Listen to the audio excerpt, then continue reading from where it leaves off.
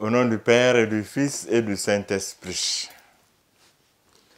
Bien chers téléspectateurs de l'émission catholique sur le chemin du Seigneur, je voudrais méditer avec vous aujourd'hui sur la prière. Vous me direz pourquoi? Pour deux raisons.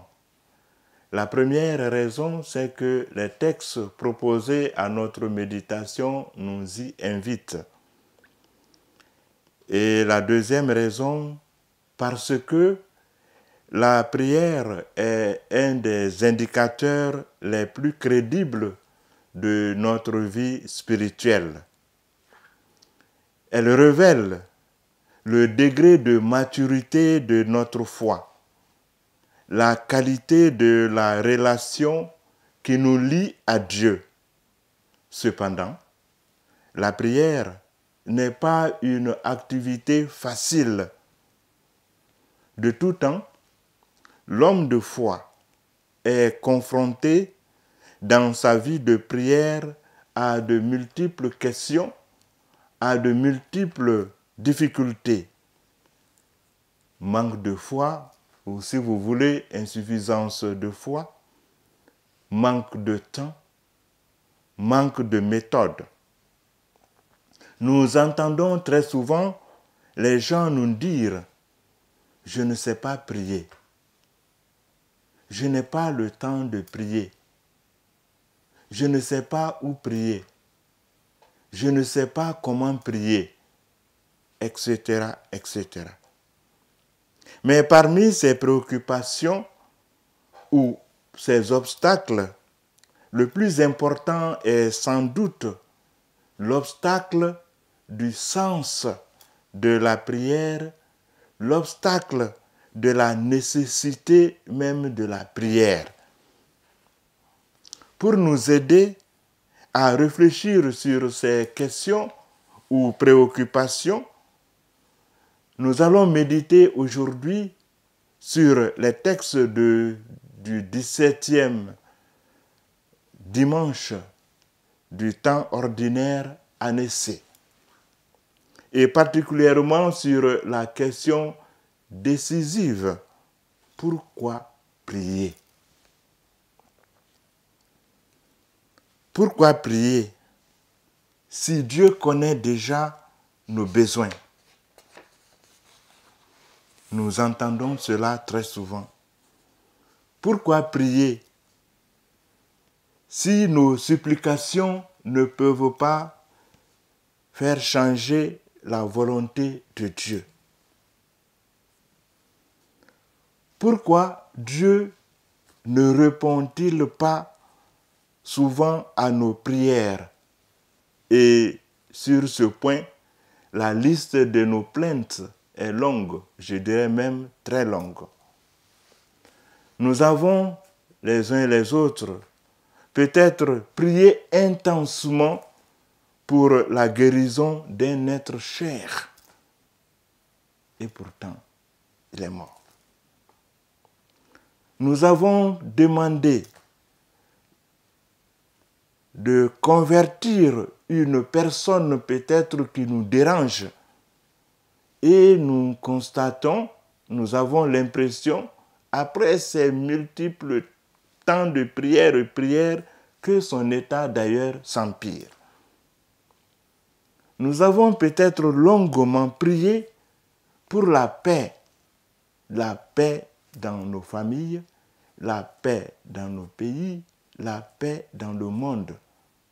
Et pourtant, nous constatons que cette paix tant demandée n'est toujours pas là.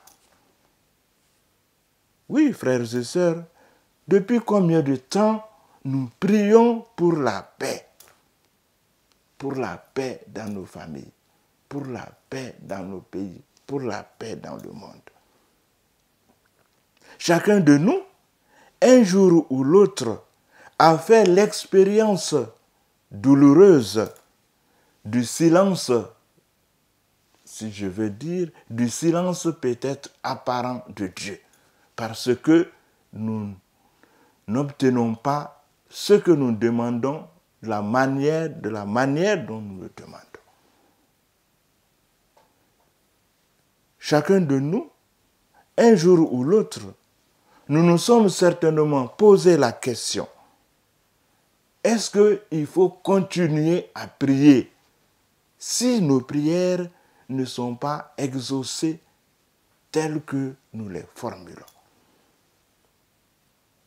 Frères et sœurs, bien chers téléspectateurs, notre difficulté à prier repose sur un malentendu que nous entretenons sans doute et sans le savoir. Nous pensons que le premier but de la prière consiste à imposer notre volonté à Dieu, à faire changer Dieu d'avis ou à obtenir tout ce que nous voulons et à tout prix. Mais, frères et sœurs, chers téléspectateurs, est-ce réellement le premier but de la prière? Certainement pas. Alors, si tel n'est pas le cas, pourquoi prier? Pourquoi continuer à prier? En quelques mots, je dirais que prier, c'est tout d'abord exprimer son amour à Dieu. Prier, c'est exprimer notre amour à Dieu. Voilà, chers téléspectateurs, le premier but de la prière. Le premier but de la prière, ce n'est pas la satisfaction de nos besoins. Le premier but de la prière, ce n'est pas imposer notre volonté à Dieu, ce n'est pas faire changer Dieu d'avis. Le premier but, c'est la gloire de Dieu.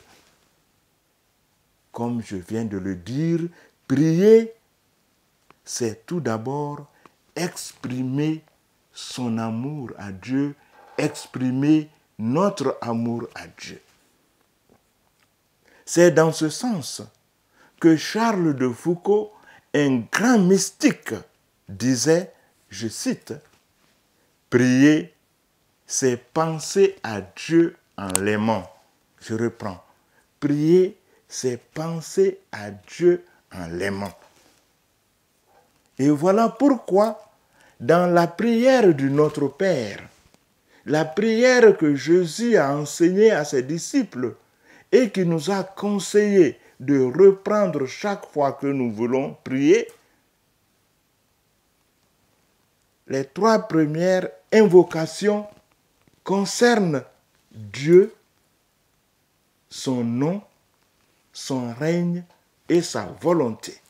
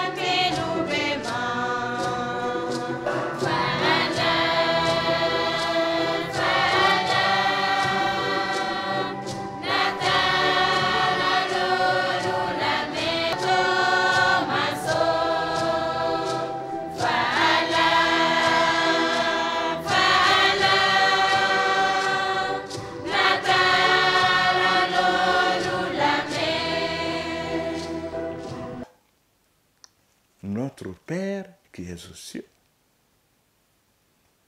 Que ton nom soit sanctifié, que ton règne vienne, que ta volonté soit faite.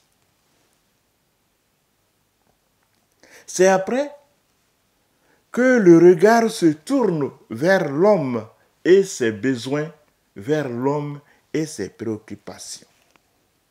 Donne-nous notre pain de ce jour. Pardonne nos offenses. Ne nous laisse pas entrer en tentation. Et enfin, délivre-nous du mal. Prier donc, c'est se présenter gratuitement devant Dieu avec nos besoins, avec nos espérances et en louant Dieu. Prier, c'est grandir dans la connaissance de Dieu. C'est faire un pas dans la relation d'intimité avec Dieu. C'est accueillir Dieu qui vient par amour vers nous pour nous relever. Car la prière est souvent le cri d'un homme menacé. Un appel au secours. Et je dirais que, en ce sens, même ceux qui se disent incroyants, à l'article de la mort, ils implorent une force supérieure pour les relever, pour les secourir. C'est pourquoi je crois fermement que la foi, oui, la foi est inhérente à l'être humain, à la personne humaine. Personnellement, je dirais qu'il n'y a pas d'incroyant. La prière est le lieu par excellence de notre purification. La prière est le lieu de notre croissance, le lieu par excellence de notre croissance spirituelle. C'est pourquoi Newman, un autre grand mystique, disait, je cite, « Prier, c'est ramener chaque douleur à la source de toute guérison. C'est laisser le feu de l'amour de Jésus-Christ fondre la glace du ressentiment. C'est créer un espace où la joie remplace la tristesse, où la miséricorde supplante l'amertume, où l'amour remplace la peur, où la douceur et la tendresse surmontent la haine et l'indifférence. » Fin de citation. Prier donc pour les événements, c'est accepter le regard de Dieu sur ces événements. En définitive, prier, je peux dire, c'est vivre en Dieu, c'est vivre de Dieu, c'est vivre pour Dieu.